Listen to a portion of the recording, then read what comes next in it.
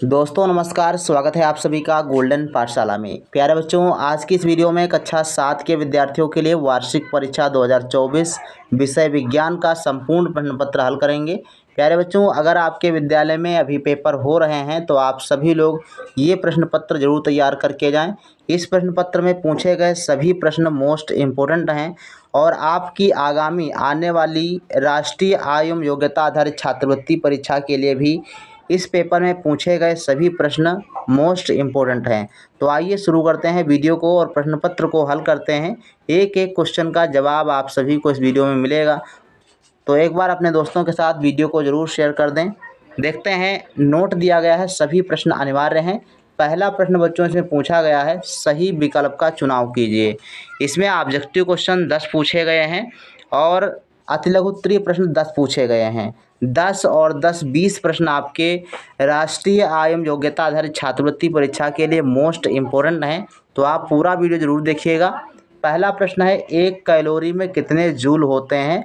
5.5, 3.4, 4.18 या 4.81। तो इसका बच्चों सही ऑप्शन जो है वो गा ऑप्शन हो जाएगा।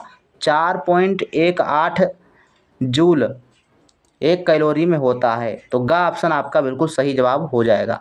दूसरा प्रश्न है, नेपेंथीस यानी घटवर्णी पौधे उस प्रकार की मिट्टी में पाए जाते हैं जहां कमी होती है। तो प्यारे बच्चों, घटवर्णी एक कीटभक्षी पौधा होता है और ये उन स्थानों पर पाया जाता है जहां पर नाइट्रोजन की कमी होती है।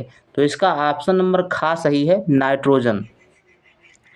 इसके बाद क्वेश्चन नंबर तीसरा है, दांतों की ऊपरी परत कहलाती है डेंटिन, पल्प, का व खा दोनों या घा ऑप्शन है इनेमल।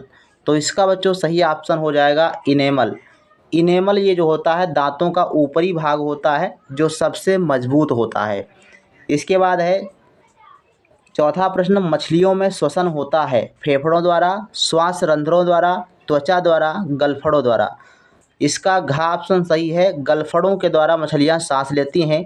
कभी कभी गिल्स ऑप्शन में दे देता है, तो गिल्स भी सही है क्योंकि वो अंग्रेजी शब्द है गलफड़ों का।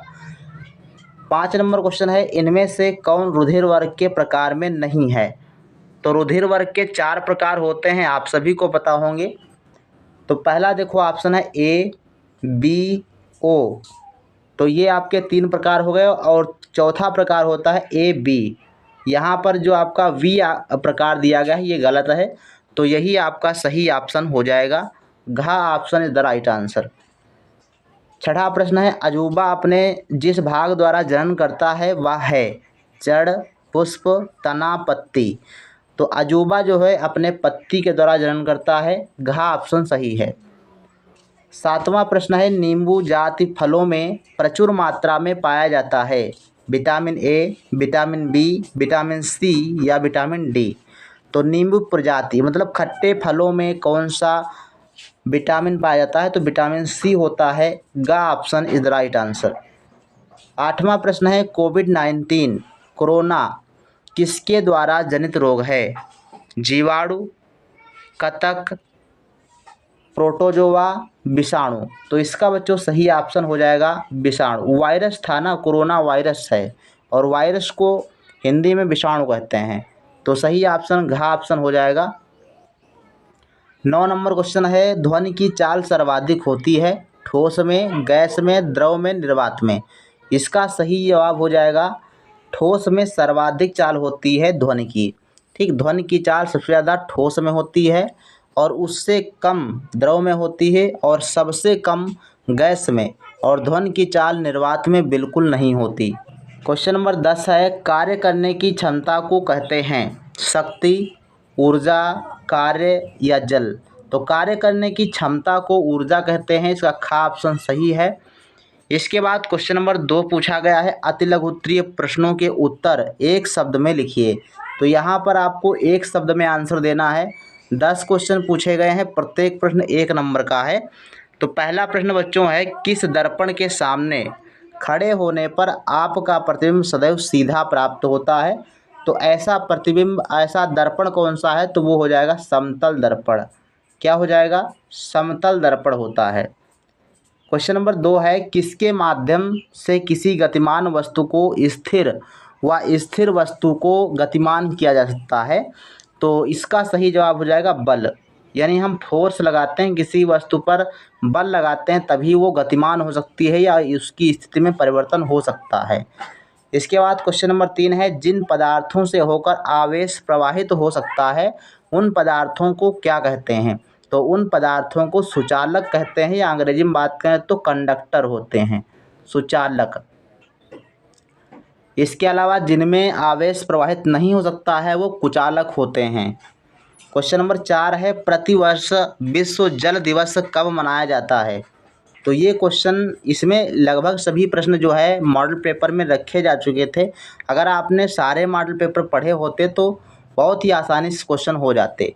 तो चौथे प्रश्न का सही आंसर हो जाएगा 22 मार्च को प्रतिवर्ष जल दिवस मनाया जाता है।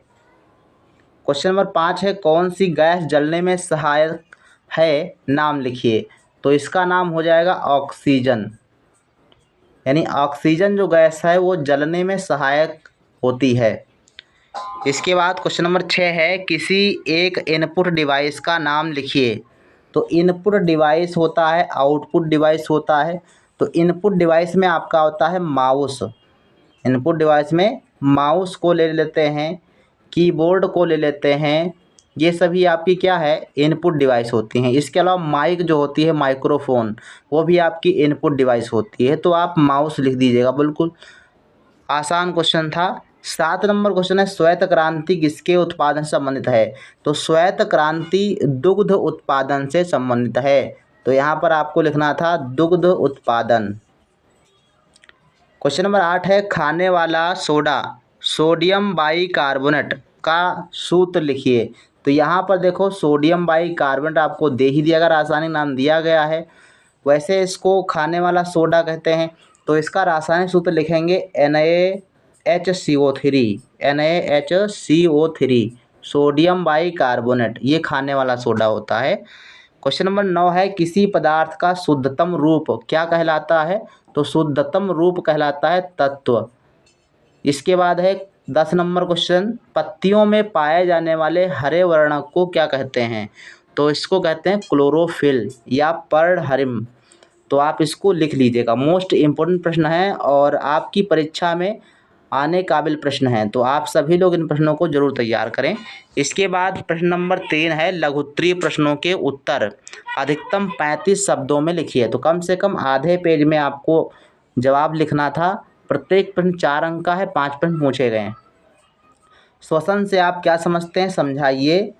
दूसरा प्रश्न है सेरीकल्चर के विषय में वर्णन कीजिए। ध्वनि प्रदूषण के 2 कारण व निवारण लिखिए। बल किसे कहते हैं व बल के प्रकार उदाहरण से समझाइए।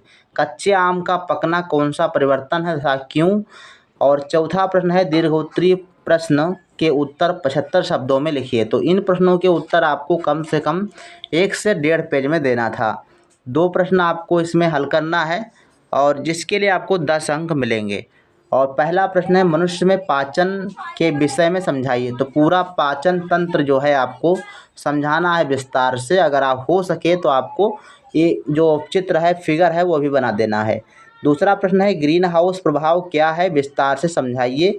अथवा अगर आपको ये प्रश्न ना आता हो तो दूसरा वाला प्रश्न कर लीजिए, जंतु हमारे लिए लाभदायक हैं, इस कथन की पुष्टि कीजिए। तो कई सारे उदाहरण हैं जिससे हम जंतुओं को किसी न किसी तरीके से इस्तेमाल करते हैं। तो आप समझा सकते हैं, अपने शब्दों में भी लिख सकते हैं।